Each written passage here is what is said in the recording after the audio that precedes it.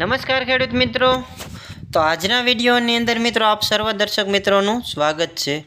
તો મિત્રો આજે છે ને એક વાત કરવાની છે કે જીરાની અંદર કાળીઓ ન આવે એના માટે, કાળી ચરબી ન આવે એના માટે અમે કઈ દવા વાપરતા હોઈએ છીએ તો એના વિશે વાત કરવાની છે।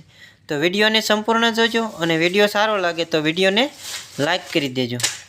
જો મિત્રો અત્યારે જે વિડીયોની અંદર હું તમને જે જીરું બતાવું છું ને એ મારા મિત્રનું છે, પણ એ જે એની અંદર છે એ કાળી ચરબી ન આવે એના માટે ગેલેલિયો દવા વાપરતો હોય છે।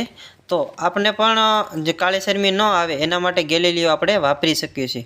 ઘણા ખેડૂતોની એવી કમેન્ટ હોય છે કે ભાઈ તમે દવાના વિડીયો મૂકો, પણ આપણે જે ઉપયોગ કરતા હોય છે ને એના જ હું વિડીયો મૂકતો હોઉં છું।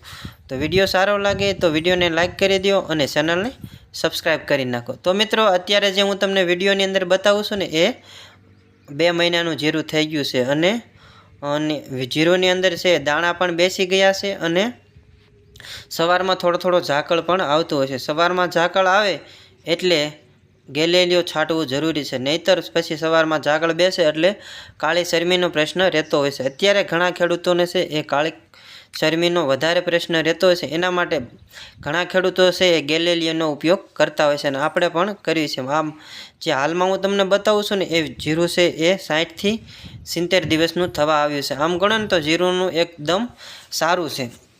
તો મિત્રો વિડીયો સારો લાગે તો વિડીયોને લાઈક કરી દો અને ચેનલને સબસ્ક્રાઈબ કરી નાખો। મિત્રો જો એક વખત તમે શાંતિથી પહેલાં જીરું જોઈ લો, એક છોડની અંદર છે એક માળ કમ્પ્લીટ થઈ ગયો છે।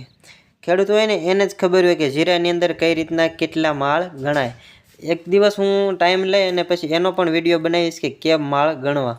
અત્યારે આ જીરાની અંદર છે ને એક માળ કમ્પ્લીટ થઈ ગયો છે અને આને ગેલેલિયોનો છંટકાવ કરવો જરૂરી છે। તો મિત્રો વિડીયો સારો લાગે તો વિડીયોને લાઈક કરી દો અને ચેનલને સબસ્ક્રાઈબ કરી નાખો। કાલે એક નવા સરસ મજાના કોન્સેપ્ટ સાથે મળીશું, ત્યાં સુધી આપ સૌ પાસેથી રજા લઉં છું। ધન્યવાદ।